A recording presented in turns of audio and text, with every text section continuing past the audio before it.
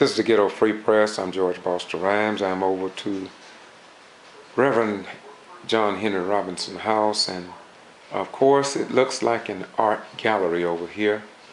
I've often said that Doc Robinson, he's multi-talented, and I'm going to be showing you some of his works. I'm just going to scan them, and then I'm going to have him to come in and tell us what we could never find out ourselves. And as you can see, it's quite a selection here. We're just going to scan them briefly.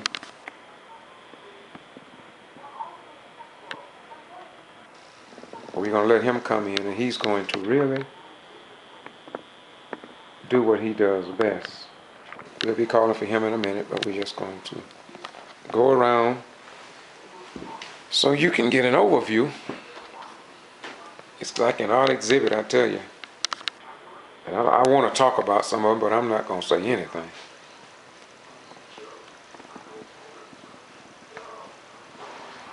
I'm not going to zoom in on them. I'm doing that for a reason, too. But anyway, now let's go to Doc Robinson. All right, my brother. Tell us a little bit, educate us on what we're looking at here. All right. First of all, I'm John Henry Robinson. And this is my home, and this is a display of my artwork, and I'm working on some other pieces here as well. And I'm trying to put together me an exhibit that I'm going to be into the fine arts. And I want you to know that I am a minister and man of God, and believe in creativity. This is a variety of some of my work here. And I was diagnosed with the malignant terminal esophageal cancer back in 2008. And they removed my stomach and my pancreas.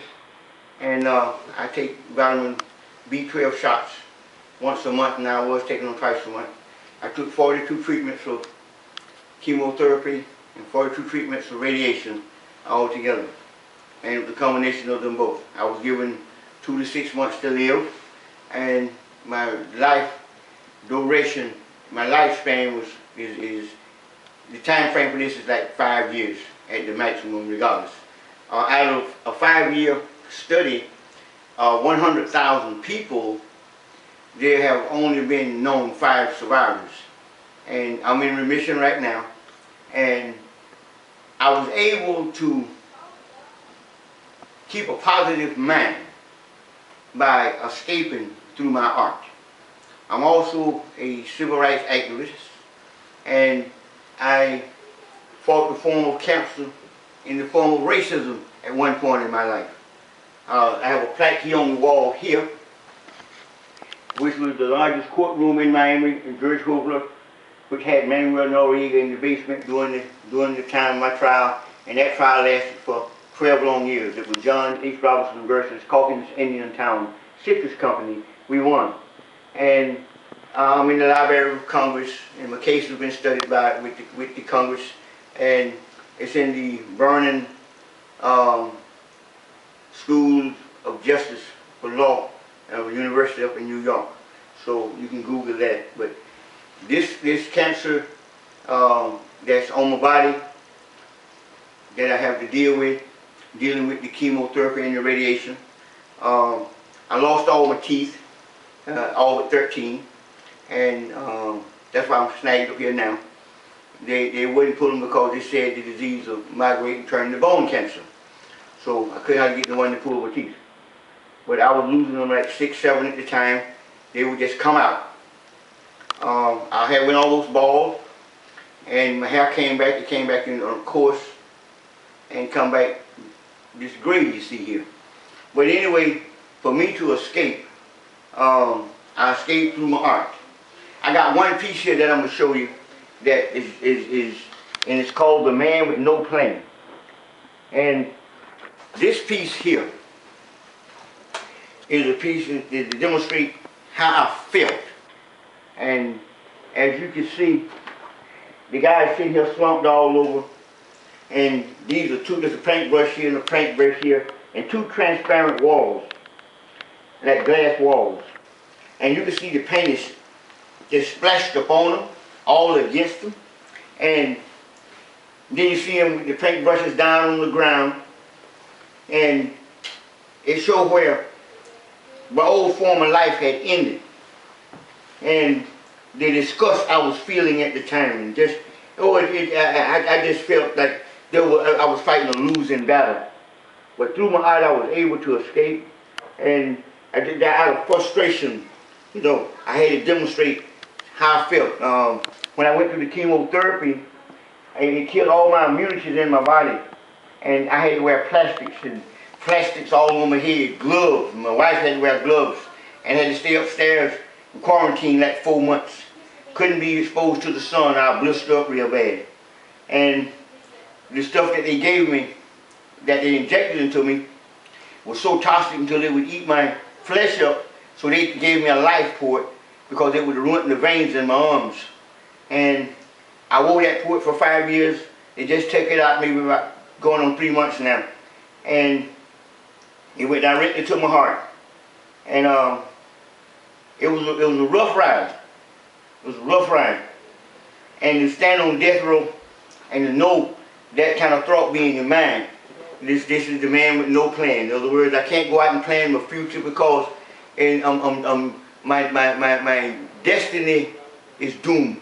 So I have to look at it from that point, but yet try my best to sustain a certain amount of courage. Try my best to be a brave person. So, you know, in my art, I would select drawings of animals. Take this tiger here for an example. He is an animal that's got a certain amount of determination. And this tiger is standing here, and he's out on the old African desert, old African plains. You can see I got the trees for show where, like you spoke about in the Bible, in the Garden of Eden, where God took the tree of life and turned it upside down and left a roots type system. So I call myself demonstrating that tree. That out of the frustration God had with things not going the way he wanted it to go. So he pulled the tree up out the ground and shoved it in the ground with the foliage first and left the roots sticking up out the ground. That's how the tree grows in Africa today. So I tried to reflect the portion of what I believe this tree is found around the Kalahari someplace. And this tiger, by being around a river infested with crocodiles, if he determined to cross that river, knowing that there's a certain danger out there, when he make up his mind to go across, there's nothing going to deter him. He's going to go across that river regardless. The legacy behind this tiger is that they have found crocodiles with ripped open from these tigers. And they have found these tigers where one of the legs be ripped off, where the crocodiles caught them, and then they'll find the crocodile with maybe one of his, with him ripped apart and stuff like that. And so, you know, so I had to have that type of determination. And I'm trying to put together my exhibit so that it'll be able to reflect me and who I am and what type of person that I am. Take this piece right here for an example. Okay? This piece right here it shows a little house, and it shows a blue jay and a bird going down the limb to feed its young, coming down on this side here. Then it shows a certain amount of clothing that's on an old clothesline. Then it shows an old tree in the background that the limbs are on top of the house from this age and time. And what this drawing displays is it depicts hope. Okay, this yellow canary here, and you see the young in its nest. So what it does, it is showing where the younger bird here is relying upon the canary to feed it. So therefore, that's an inspiration of hope.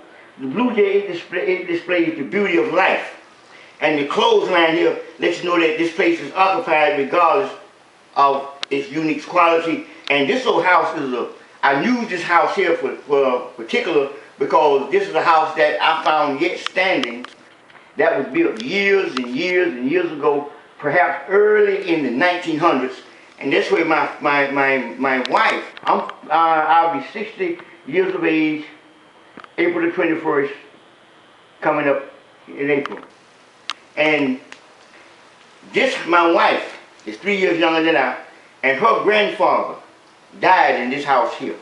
And I used this house now. This is not the location, but I used this old style of a house. So it'll remind me of that. And then it brings the tranquil peace in the background, and then it shows life, where you see the acorns and see the leaves. And this, in other words, that's me saying, you know, even though I was diagnosed with a terminal illness, yet I want to live.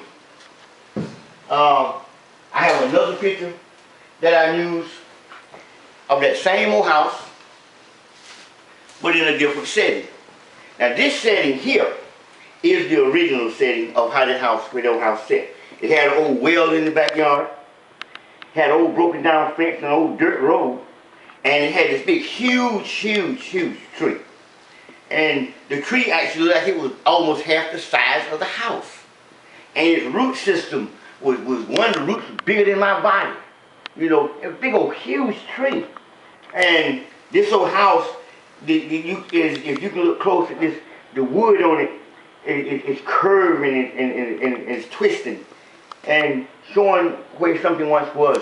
So when I go out here and I looked at this old place, and I took the photos of it, and I looked at the old place, and I began to, I couldn't reminisce on it because these people had died years ago, but then I began to kind of imagine what it must have been like, and that this is where somebody that my wife loved actually lived. And they said they don't live there anymore. You know, so when you look at that and you think about the entrapment of a certain period of time in your life. I have this one here, trying to find myself, wondering, you know, where am I? What road should I take? What path, what stream should I go up? I made this look like it's a road, and it made it like it's a running stream. So that when you look at it a certain way, you can see down here, it's a running stream. But then when you look at it in one context, it looks like a road. And then you look down here deep into the valley, you see beautiful coloration, depicting how I hope for things to be. And this is the man with no plan standing there again, wondering, where am I to go? So therefore, I'm dreaming of a better day and hoping for a longer life. So, you know, so each one of the drawings, I have a part of me in. And take this one for an example. This one here is a little house, non-existent. This came sheerly out of my mind. It's something that I created, a created image of how I was feeling. I thought about old, sometimes old houses, you know, I bring back certain thoughts in your mind, make you think about certain things, and I thought about the loneliness. And so I put this old house out there in the middle of old swamp type area, and I got a book park back over here where you can see where whoever occupied this place, whether they use it periodically, or whether they come out there and live in it, or what the case may be, or just a place to get away, whatever the case may be.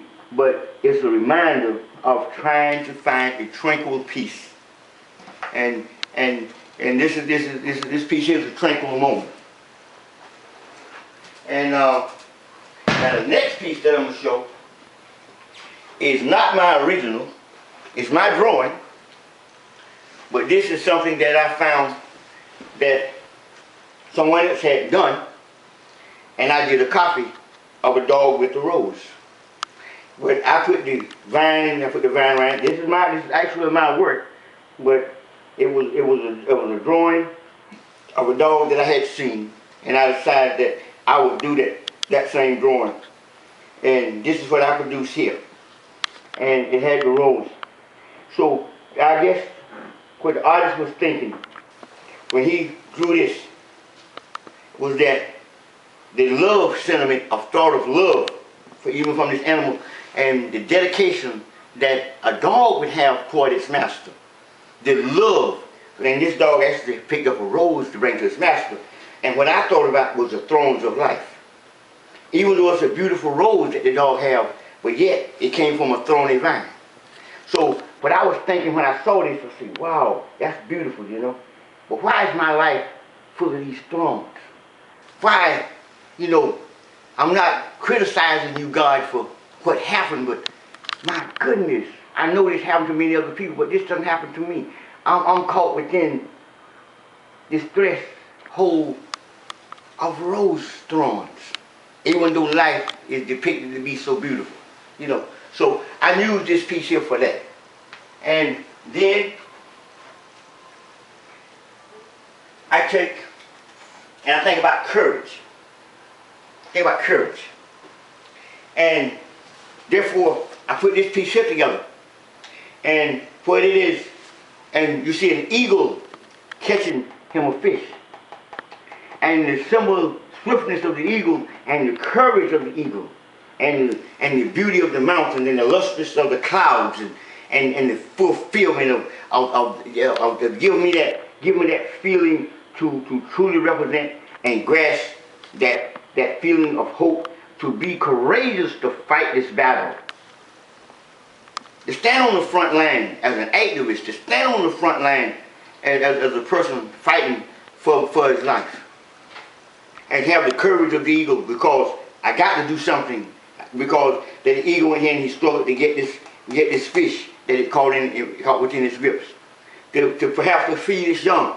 So I'm thinking about me as an eagle, not as a crow, no, by no means, but as an eagle. Okay, there was an eagle one time got trapped in the Valley of Crows, and he laid some eggs, you know, and somehow the egg hatched out, and the little one fell amongst the nest of the crows. So the little eagle grew up thinking he was a crow, and the crows would see the eagle fly so high, and he would say, "Look at him, look how high he's trying to fly. He sure act like he ain't one of us. He act like he's different than us." And the eagle said, "Look at them down there flying so low. Why they won't come up so high?" So the eagle went through life by being raised in the Valley of Crows, believing that it was a crow, but it actually was an eagle. See, but the eagle was so distinct by being an eagle. One day it was out flying, and it came down to this old lake. And he saw the reflections of himself, and he says, "Wow, I don't look like him. Therefore, I don't fly like him. And I don't eat like him. He goes out in the field, he eats corn, and I'm eating fish." And the crows will say, "He don't eat corn, he's eating fish." So one day the eagle was out flying, and he flew up beside, and he saw an old eagle flying. And the eagle, he said, "That one look like me." And he says, "Son," he said, "why are you down there in the Valley of Crows?" He said, "Don't you know you're an eagle?" He says, "An eagle? No, I'm a crow." He said, "No, son." He said, "See how high we're flying?" He said, "We can go where no other bird can go. We can see things that no other bird can see." He said, "Because that's what eagles do." So my story is that I put this together because this is what eagles do. You see, so now this displayed the courage, and it takes courage to fight these fights. And I'm looking for sponsors. I'm disabled. I'm on disability, and I escaped through my art. I got another piece. I got several pieces. I'm gonna go through these pieces here. I'm gonna try to speed it up a little bit. And one day, Brother Rand was out here with me, and he came over and we were talking about life. And this is what I call it's frustrated art. This was my frustration. This was my moment of frustration. And to show you the creativity and everything, I put a little man right there. But then this was an image. This was a smear image here that looked like somebody.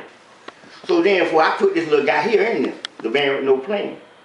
And I made it look like the running, I was just slanging paint that day. Cause I literally was feeling really down in my spirit. And I went out in the yard, and I was gonna do me a nice scenery out the backyard, you know. And I got to thinking about how far I fell from where this disease took me to. And I was a wealthy man. I'm broke, I'm poor now. And I'm thinking about how it just took my life away. So I just went to slanging painting, and this is the one that that came out of it. So I called it my frustrated art. and then I put the little guy in there, the man with no plan, and paint was running all down, and it made it look like lightning strikes, and then it looked like there was some guy sitting up here above it all. And I said, well, maybe there's somebody on how looking down on me. And I just said, I'm gonna put the man with no plan in there. So I went and put that, and then I framed it. And this is my piece I call my frustrated art.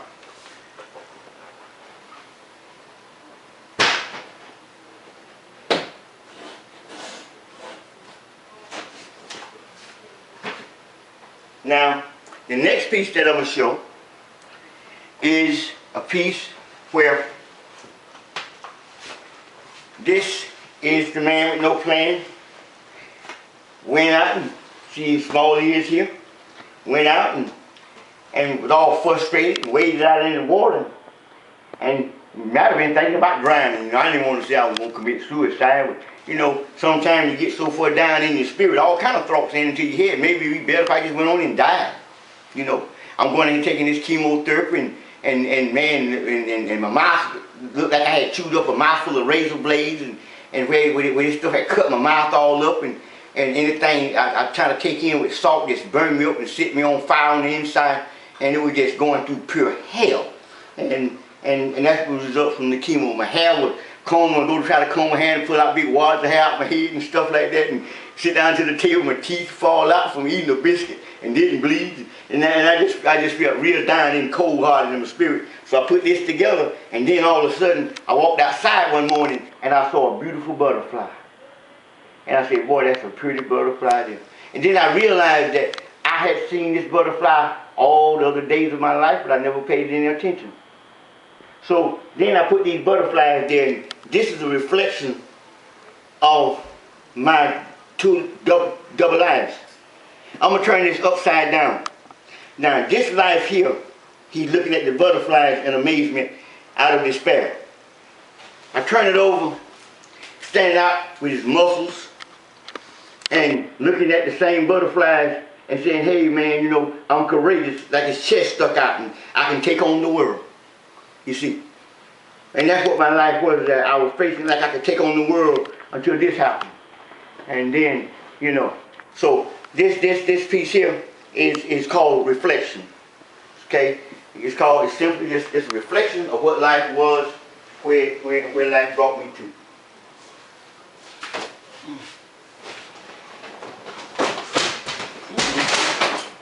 I'm getting careless over here.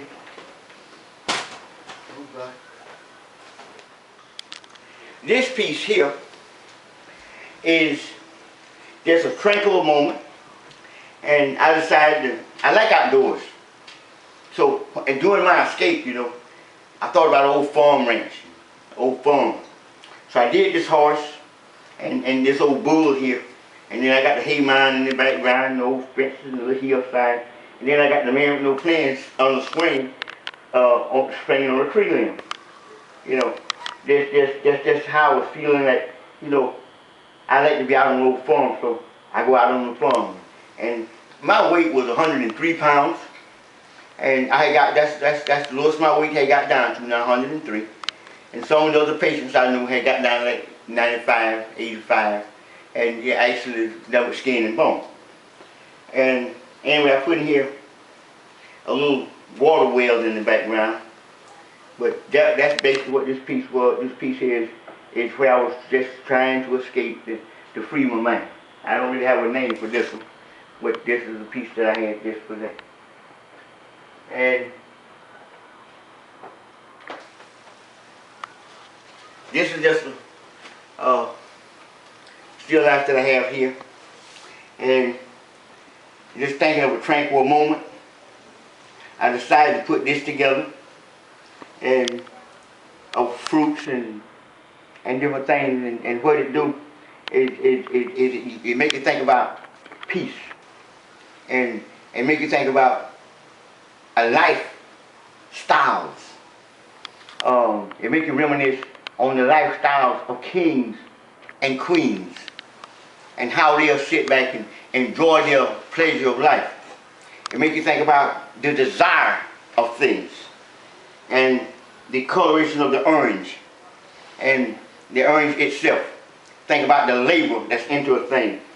The banana it makes you think about the islands, where the Jamaican islands and their struggle when they're trying to sell their bananas. I had a Jamaican friend, and he was telling me about how their country became exploited, and they could sell the bananas to the banana boat and don't get anything, and then they can't buy the same banana back because it's too high. You know, so I think about the apple because I was a migrant worker and I picked apples and stuff like this. Yes. So, you know, and then the scene of the old tablecloth of the ages of time. So that piece there is still actually done. And this piece here is a piece that I had. This was actually part of my backyard. I changed the scenery, all the foliage. And I got the man with no plant in the tree. And this bird was actually back there getting fish out of my pond. But back here in the background, I decided to open it up because there's a swamp back there. I decided to open it up. So you can't see this much water, but this part of the foliage is what was actually in my backyard and this bird here. Okay. And this piece here, I got a recorded name, but I can't think of what I used to call it. But this is the piece that was actually a portion of my backyard, and I sat down and I took a picture of him out there with my camera, and I decided to sit down and do this, and a tranquil moment to just having me something to do. So I escaped through my art. This is another piece that, not a place that I've been or seen, just something that I created in thought. I got a lighthouse, and just this artistic point of view of what it would be like for an early sunrise. And I've seen something similar to this, you know, on not the internet, but on the Discovery Channel, and one of the foreign countries. And this was a similar sunset that I seen. I said, wow, I'm gonna see, can I create me something like that? And this is just a creative piece of art.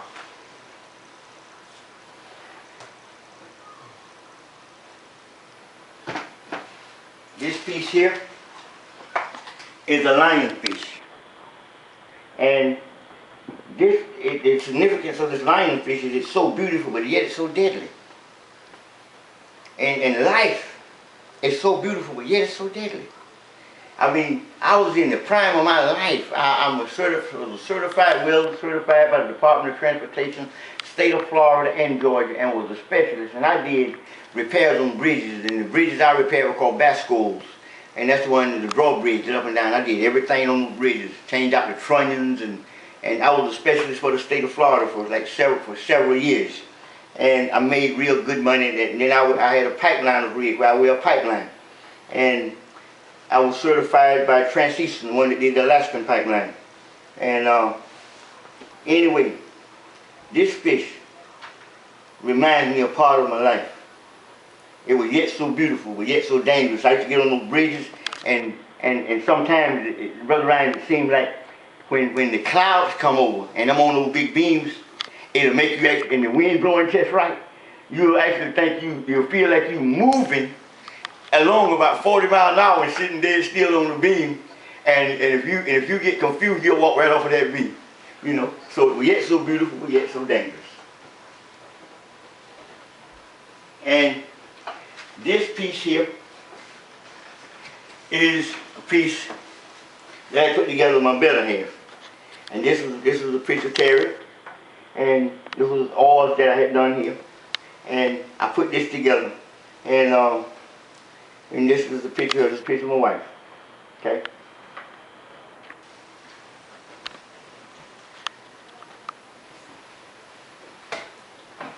This piece here is a piece that I used to live on the farm with my granddad. And this here reminded me of that old farm. Now, the only difference were, we didn't have the little lake here. I put the lake there, but everything else we had. It was about 210 or 15 or 20 acres. And he had an old tobacco barn, and I got people here working on tobacco right here now. And this old tractor pulling an old sled, and got tobacco drops all down here. These are tobacco fields, Then we had, this is where we had it fenced off. And this reminded me of where I was raised on the farm. I lived on this farm until I was at least 9 years of age. I went there when I was 6 years old, and I stayed until I was at least 9 with my grandmom and my granddad. And my auntie Evelyn Shanks and Evelyn Duncan, she took me as her baby for those 3 years. And that piece is simply memories. And I love fishing. So this piece here is the man with no plan. So I had to go catch me a big bass. So we went out fishing. And since I couldn't get out the house, I had to get the best way I could. And that's me on my little boat I got in the backyard. And that's the man with no plan, the little black image there. And you see the reel and you see the line. And that's the bass right there, you know. And I actually got a bass over there, a good nice bass on the wall over here that I caught over in Fort Myers, Florida. But me and this cat went fishing one day, and this here when I call trying to find peace.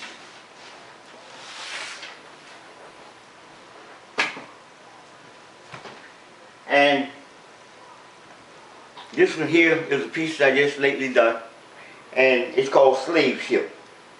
And this is the coastline, and I was showing that one of the coastline of Carolina somewhere, and this is an old tower, and this got little houses back in here, and it's showing this is a water scene, and then the side of the foliage here, and then the old ship parked out away from the land. And this is one of my latest ones I just done, and I call it Slave Ship. Okay.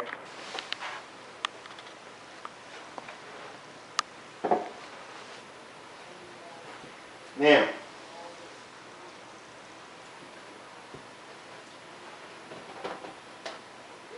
this is a young black man. I got him out of a 1968 National Geographic magazine. He was one of the first victims to die from AIDS. Okay, and that's what this magazine said. I never did get his name, but he was one of the first victims. I got dust on this. He was one of the first victims to die. And I decided to do his little portrait and keep it. And then when I sign him, I always sign him John H. Robinson Cancer Cure. Okay, because this is part of my cure right here. And this is where I escaped. But I just wanted to show him, and he was one of the first victims that died with AIDS. Because it was mostly dominating in Africa more than it was any place else. Now, this other portion I'm finished to get into. I got some on the wall of my mom and a couple portraits that we might not be able to show because of the lighting. And he might show those later. But he'll tell you that's my mom, that's a portrait of me and my wife, and that's my granddaughter on the wall. He might show you those a little later. And before I get another one, I do got one more. And I got this covered with plastic. And this is a scene here. And it's showing the death of a, and I call this a dying world. Okay, I got a few fish here. I got the background of a city in the background here, and I got 2 nuclear plants, and you can see the pollution into the air, and you can see the dead leaves on some of the trees, and this is called the dying world. And you know, there's so much being put into our air, and Brother Rhymes, he's been talking about chemtrails and stuff of this nature here. Then we got birds and stuff that's been falling out of the sky. But we don't really know what's really going on. Now this portion that I'm about to talk about is dealing with civil rights leaders, but I'm sorry. I got one more. I had overlooked this. This little girl here, name is G.B.R. And she was a young girl, and she's 9, I think she was 9 months old, and something unfortunate happened to her, so she's my little niece, and I decided that I had to do a portrait of her because her father accidentally killed her. And it wasn't his intentions, but they was in the military, and him and his wife both, and she went to crying and wouldn't stop, so he decided to stop her from crying the best he knew how. So he began to shake her, and he shook her too hard, and her brain separated from her skull or something, and she died as a result. And he ended up doing 5 years, so he was punished twice because it hurted him for what had happened, and it wasn't his intentions. And that's the story behind her, and how tragic that were for her and for them both, you know. So I always cherish this. Now I don't sell these. I'm trying to get me a sponsor. I'm gonna reach out toward Ms. Oprah Winfrey and anybody that can help me to get me some copies made, so that when I die, my wife will have all my original paintings, and then maybe she can sell them and help her to continue to survive. Because what I want to do is I want to get me someone that help me get my copies. I've got a few copies, but I'm disabled and I can't afford it. So I'm going to be reaching out to people like Bill Cosby and Ms. Oprah Winfrey and them, and then if they would help me to get my copies, run me some copies and give me some copies made, then I'll repay them back as I sell the copies. And then I'm going to try to get me a deal like that, you know. But I'm not selling not one piece of this. I'm not good as Picasso, and I'm not going to claim to be a Michelangelo or nothing of that sort, but this is me. Now, Doc, before you go into it, I try to stay out of it, but because I know you say you're dealing with civil rights, but let's do a dividing line here. And okay. Why do you, and I heard you say this, reason why I'm asking this question, why do you put these at the beginning and then you are trying to separate the two, or not so much separate, but at least make your method with the civil rights movement? Why do you do it like that? Because it's like this cancer. And it's like this picture here, and what's on the wall here. Okay? They both was a cancer form. One was a form of racism that I suffered from, and the other one was a physical effect, and both of them was mental and physical. I suffered from both. Okay? And the cancer, the reason I'm going to try to separate this is because, see, I got down to 103 pounds with this esophageal cancer. Okay? How much you weighed originally? 25 pounds. That was my original weight. And I got down to that weight there. And like I told you, my teeth was falling out. They broke all up here now. My hair had come out and we were going almost bald. And it sucked the life out of me. Now, racism with this case for 12 long years, it sucked the life out of me before I got diagnosed with this. And if I stand here today and tell you that one is more devastating than the other, I would be lying. Because they both weighed on my mind heavily. To get up in the morning time and realize that you can't get a job nowhere to feed your family, and you was raised independent to be an independent individual. You've been doing real good all your life. And then all of a sudden, suddenly, you go in and your employer tell you that your position that you was holding, I want you to train a white man to take your position. And his name was Jack Rutledge. And you ask him, well, what am I to do? It says he's never been inside of a plant before in his life. But we want you to train him to take your position, for we can pay him $52,000 a year and keep you on the time clock. I've been working all those years with that company. And I had 3 sons, and my wife was pregnant. And I had been 95% vested with my 401k, with my retirement and everything. And then they just take that completely away. My children didn't mean anything to me according to them. And that's where they was wrong. That form of cancer. So yes, you have to draw this line. Hope I defined it that, you know. Thank you very much. Thank you very much. Now, drawing this distinct line to have a good understanding about what was involved with this cancer pertaining to civil rights. And it reflects in my art. And I'm going to start with this guy here. And his name is Sonny Vickers. And he is the first black mayor of the city of Valdosta by a mishap, not by vote. Out of 160 years of a city being a biased city, that the population is 58% black, all white structure, power, and control of a city to this very day,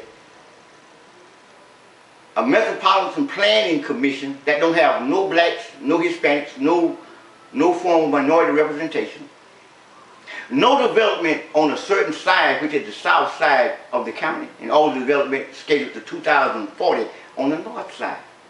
This man here was our pride and joy for 4 months because we had a first black mayor.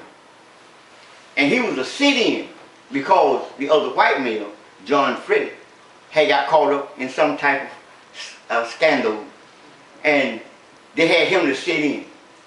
If this scandal had not have occurred, I wouldn't be holding this man portrait up here today. And he is historic as far as us fighting for our civil rights here in Valdosta, even though he got in this position by a mishap. We yet was proud that he was in the position.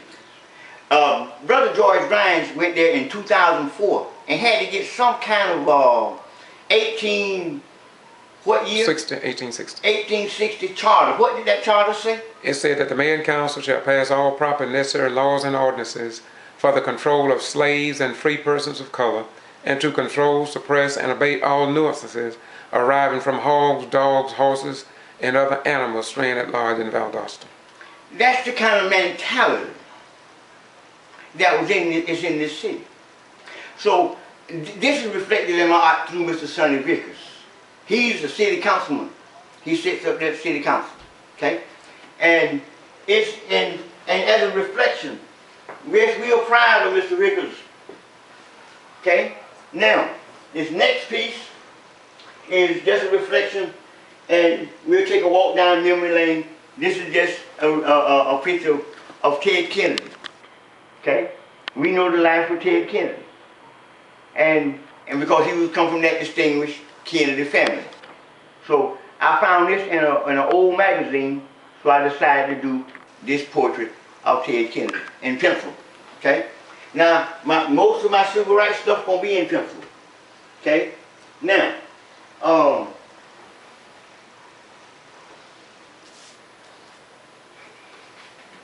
this here come out of a magazine. This is John Kennedy, his wife, and his daughter. And this is this is pencil, okay? And we know what the deal was with him and his assassination and his involvement with civil rights. In the heat of the day, in the middle of the struggle. You see, and this is a reminder of which we come from dealing with this cancel racism. You see, and how a nation become exploited. This one here, I call it the moment before. This is at the Lorraine Hotel, and who we have here? We have the musician, I don't know his name. That's Reverend Jesse Jackson, Dr. Martin Luther King, and who is that? Ralph Abernathy. Okay, that's Ralph Abernathy. And this is the moment before the shot was fired. This is according to what come out of the magazine. This is where he was standing when he got shot. So I call it the moment before. We have someone looking out of a window. Right here. You barely can see it. Let me see it. Yes, right there. The peeping out of the window from the snapshot that was in the hotel. You know. So, you know, this is what this is. It's called the moment before. And I utilize this work as I escape. I'm going to sit down. And these are very critical drawings. And these will be distinguished by themselves. This one here is of Booker T. Washington. And Booker T, we all know, he was one of the authors of the book of the Remarkable Advancement of Colored America, and the advancement and the progression of Colors of America. And we studied his book. I got a book upstairs that's 100 years old or more that he wrote, him and Rodman. And I got this picture here out of that book, okay? And what I do scale drawings. I scale them out and I draw them. And then I read the history of him describing the moments of his day and time, and so many things he described in his day and time we are still struggling for today. We had more black congressmen. We had a Reformation period, Brother Ryan. We even had a Renaissance. And right here in the city of Valdosta, we had drug stores, we had convenience stores. And when they put the Patterson Bridge in, the James Overbeck Bridge? James Beck. James Beck Bridge. When they put that bridge in, it killed that whole black side of the city. You know. But anyway, this is the kind of thing that Booker T was talking about. And these are very special drawings here for me. And because it reflects our struggle. And I'm gonna have at least 10 or 15 of these drawings that I'm working on. I got 6 more to work on. And this here is a guy that no one probably hardly heard of. He was an abolitionist. And his name was Wendell Phillips, W-E-N-D-E-L-L Phillips. Okay? And he was for abolishing slavery. And when he took his stand, he had found a newspaper, and his newspaper was really putting the word out about abolition of slavery. So they come to him and they burn his building down and burn up his presses, and they had a big shootout and this kind of thing. And when his new presses came in after they burned his building down, they didn't want to get his presses, so they started out throwing stones and stuff, and then it began to a gunfire. And then one of his guys shot one of the people in the street, and then they come in and lynched them and this kind of thing. And anyway, his most powerful speech was given about Lovejoy. And Lovejoy, he was another abolitionist that was really fighting, trying to set black people free. So what I'm doing, I'm putting together these old drawings out of these magazines. This come out of the book that Booker T. Washington wrote, The Remarkable Advancement of Colors of America and the Progression of the Negro. Okay, so I'm taking these photos out, and I take them with my camera. I have them enlarged, and then I scale them. Like this one here, I scale it twice. I scale it at least 5 times its size. So I do scale drawings. So I leave all my scale lines on my drawings. I didn't erase them out, so I left them there. So it shows I got lines coming across here where I plot how far the eyes is apart, because I scaled the drawing like an architect scales. So therefore, a quarter inch might equals a foot, or whatever the case may be. I scale it all the way, and therefore it come out with a realistic tone. So I do scale drawings. These are not just hand sketches. So I come in and I take a measurement. Like I get a little photo. The size of one of these guys' head on this picture, and I make it 15 times the size to give you this size, and then I blew it up with my camera, and then I print it off, and then I scale that. And then what I do, to get my shadowing right, because it fades from the camera, to get my shadowing right, I use the book. And I stand there, and I use the computer scans, and I stand there, and I shadow according to what I see from the book and from the computer, and then these become my results. Now, last but not least, the one I'm about to pick up here now is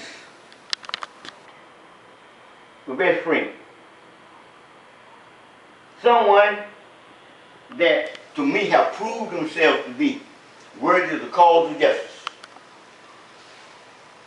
That I'm putting him amongst all the civil rights images because he fights for civil rights right here in our city. And he go out just yesterday to a friend of ours that's got cancer.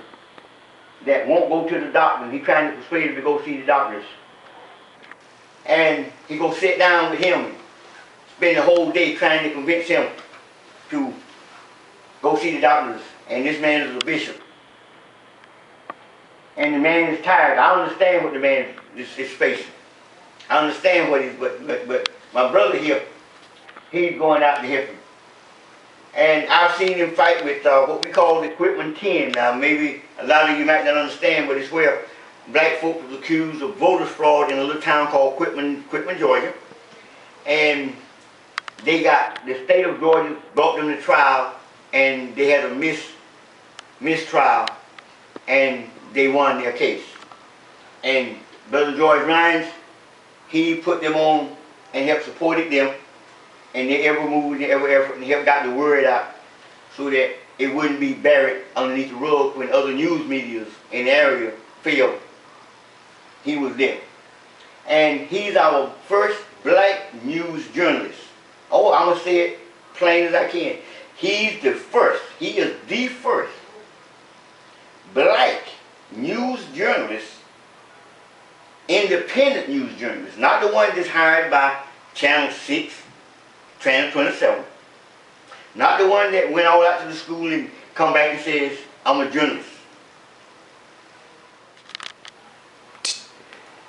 And as I was saying, the Equipment 10, he was right there for them, and he's there with the Johnson family, and he's being accused right now by the school board of education of some delusion,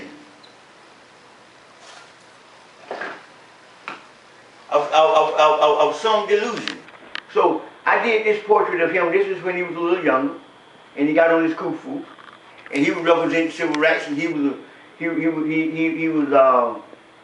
a radio hostess. That's right, isn't it? He was a radio hostess, and he was on the air every day, and he was talking to the young folks, and he was echoing a very, very, very, very positive message. And I met him years ago, and believe it or not, now I got to tell you this.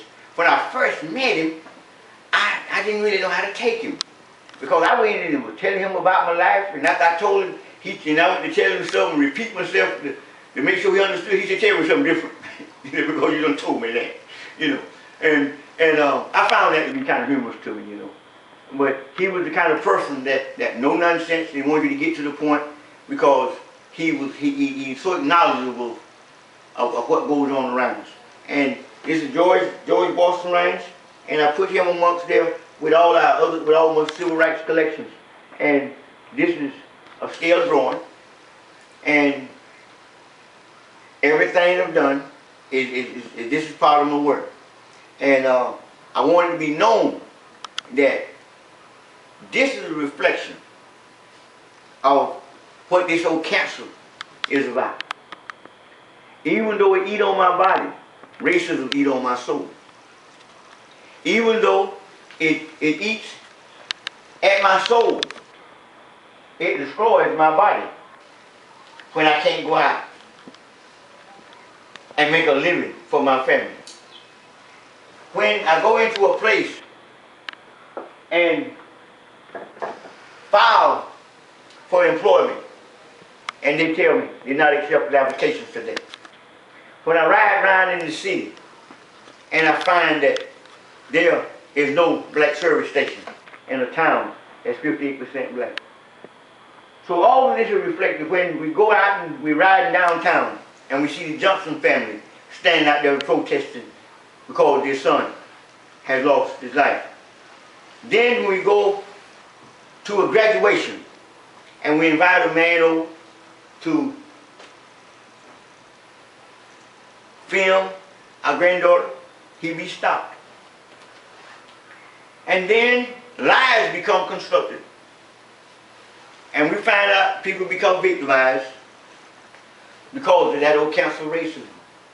So we got a ways to go, and this is my art, and all this is reflected. And these are the stories that's embedded within these pictures. And when we look upon George Boston Rhines, and we was to pull his file and look at his life. And we'll find out that he had a military life, he had a civilian life, and he had a struggling life. And he'll tell the story and show you the film on the course of film. You'll go to Haywire with him, and he'll take you out to the mark of the monument for May return. You'll find out that you'll end up in Rosewood with famous Dr. Marvin Dunn. Down there digging for pieces of relics from the old Masonic lodges and the old churches that was burnt down when the people were struggling for their lives. Oh, you'll find him somewhere in many places. That's when you pull his file. You see? And when you pull Martin Luther King's file, you'll find, along with Jesse Jackson, you'll find George Boston Rhymes. You'll find, when you pull Al Sharpton's file, you'll find George Boston Rhymes. These men he've had contact with. And see, it's all reflected in art. And this is my display. I'm John Robinson. I'm a minister at the First Antioch Missionary Baptist Church. I'm an activist. I believe in civil rights. And I have been diagnosed with a malignant, terminal, esophageal cancer, which is no cure. And I'm proud to be alive, and I'm proud to be associated with George Rhymes and any other people that I associate with. And I'm a firm believer in God. And I believe that he left part of his talent in my hands to be able to display that from the human mind there comes creativity. But he limited my scope of power by not letting me be allowed to give it life, but to live a life that I can display the gift that he gave me. So that being said, along the walls here I got my mom.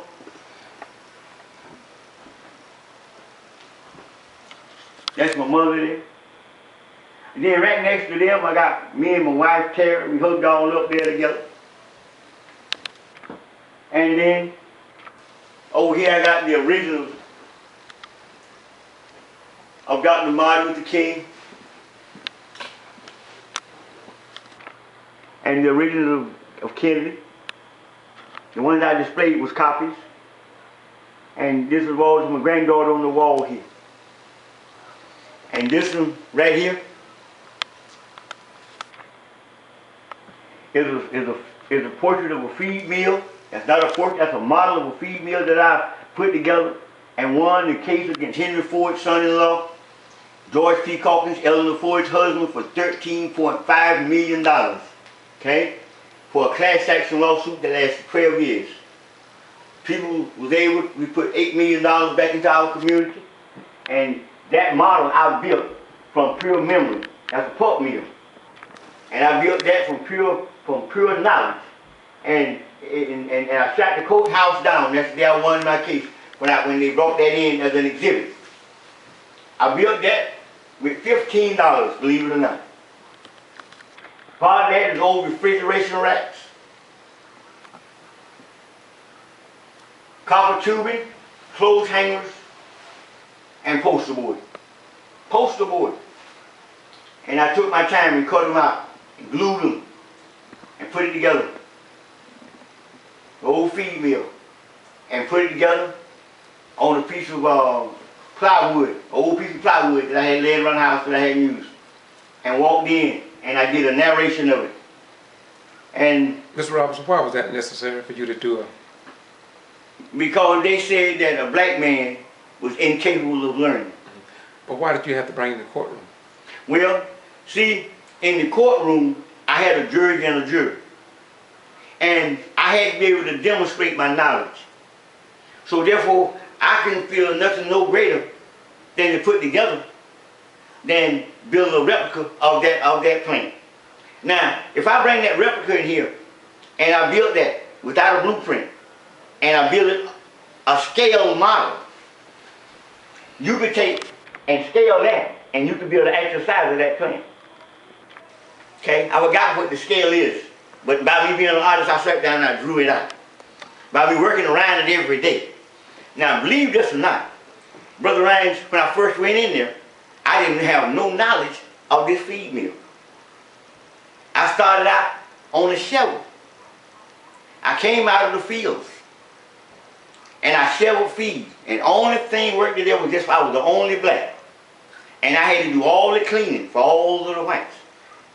And by me cleaning tons and tons of feed off the ground that this machine was dumping out that they couldn't process, I learned every time it run good for 15, 20 minutes, I learned that every time a certain thing happens, this thing works a certain way. And I mastered that. So I learned from everything they did wrong. So when I began to run it, I made my corrections by doing the thing right that they did wrong, and they went to putting out. And I had to go underneath another guy, so when they sold their first product that I ran, he got the credit for it, and I couldn't say nothing because the exact words that I was told by the guy that trained me, his name was Paul Schultz. Paul told me, he says, John, the word is that they don't want no niggas running nothing for them. And then I heard that again and again and again and again. So therefore I had to keep my knowledge suppressed. Until one day a bunch of guys came in drunk and had burnt the place almost down. And then they told me they wished I knew how to run the mill. And I told the guy that I ran the mill. And he laughed. And he turned his back to me like this and laughed. And turned around and looked at me and said, you really believe you can run this mill? Do you really believe you could run something like this? I tell you what you do. I'll give you a try. But don't you put your hands on nothing in the building. You pick the phone up and you call up if something go wrong. Just so happened, God allowed it to storm every evening and have these power failures. The plant shut down and you got to get it back online. Within 15 minutes, I bring it back up to temperature, get it back online at least 5 times. When the storm blew over, they runs out there and they wanted to know, did I have any power failures? And I told them yes. They said, well, how did you get it back to running? I said, well, I cranked it back up and put it back online. They said, you did that? I said, yes. I said, as a matter of fact, the first feed you sold, I sold it. I'm just letting it be known now. And they said, well, from here on out, you got a ship. And then ever since then, I became an industrial mechanic by trade, a certified welder and everything. I went to school and got my education. And then I began to work hard and then dedicated man. I was a dedicated soldier for George P. Calkins in that juice plant. I was dedicated. But the form of this cancerous racism dug in. It dug in. And it destroyed my life. When I say destroyed my life, Brother Rhymes, it destroyed my life. So, all of this is reflected in my art. And especially with this hanging on the wall here. And I would like to say this to anyone out there. Is that I'm still trying my best to find a way that I can make me a living. I'm only allowed to be able to make so much and earn so much with my disability. And what I'm trying to do is find me a sponsor, somebody that would help me to be able to pay for my copies. And then I can go from there. Because I don't know, I'm putting together me an exhibit for my wife. So that, because most likely, I don't know what I'm going to die from. But they claim that it's going to be from this. But I might die from a common cold. Might walk out the door and slip down and fall. But according to my doctors, you know, I'm sitting on a ticking time bomb. And that if it's all on my body, but it's not activated. But if it activates, I got 6 to 8 weeks because it's so aggressive. I couldn't make it past that. And I don't have enough weight to fight chemo. Not with what I have. I got the dragon. So, you know, I have to be thankful to God and keep praying and keep drawing and keep on trying. I don't want no sympathy of no kind, you know. And but what I do need is somebody to look at this and say, well, you know, maybe I can help sponsor the guy. And then once I do start selling my copies, because these here, these are copies. See, I can rub on these and they won't smear. And the way my copies go, I have to go buy what they call a sheet. And when I buy the sheet, I get so many copies out for so many sizes, therefore I can sell these at a cheaper rate and be competitive in it. But my originals, I'm going to keep all the originals for my wife if I don't sell not one. If I don't get no sponsor, we're going to have a bunch of paintings and drawings. But I'm putting together a collective. I'm going to the Fine Arts in Tallahassee in the 1st of January. I'm trying to get up me enough money now to pay for it, which I don't have that. But get me enough up to pay for that. This disease robbed me of everything I had. And to that degree. You know, my son, they helped me. So, you know, I got one that's, the fortunate part about it, what I love about it is, my oldest son, he got his bachelor's in psychology. You know, he's yet to get him a job in that field. My other son, he went to Savannah School of Art and Design. He got his master's in architecture and architecture, and minor in computer animation and photography. And my next one, he's in business. He got a company called Fabrication, and he worked with companies like Waste Management, Advanced and Industrial, and refurbishing garbage trucks and stuff like that. And we're trying to get that off the ground, you know, they are. And then my other son, he's an engineer, and he works for Jacobs Engineering out of Atlanta. And he's going at his master's right now. So we as a black family believe in progression. We don't want anybody to give me anything, and I'm not looking for no form of sympathy, because when I come forward from my mother's womb, I was destined to the graveyard. My first birthday was the marker of the first date with the death of doom. So that being known as a authenticated fact that death is part of living and dying is part of life, we understand that, we accept that.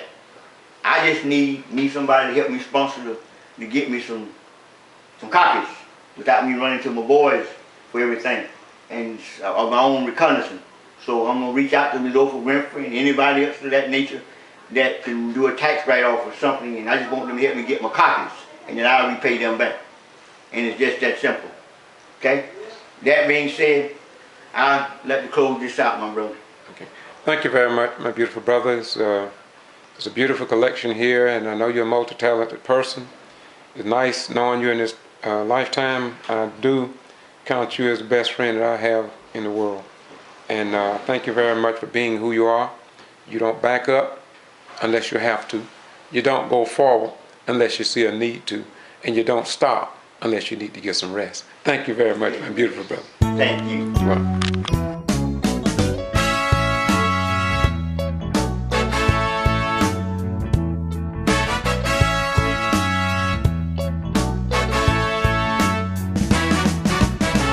Nobody knows how I feel. Nobody knows how I feel. I got a smile on my face, feeling sad inside. Nobody knows how I feel. Nobody knows what I'm thinking. Nobody knows what's on my mind. I'm riding in my car, but I feel like I'm walking. Nobody knows what's on my mind. Nobody knows how many homeless people in the streets. Nobody cares how many children don't have shoes on their feet. Nobody gives a damn how many people don't have food to eat. Nobody sees the trouble I see. Nobody hears the trouble I hear. I got money in my pocket, still feeling broke. Nobody sees what I see.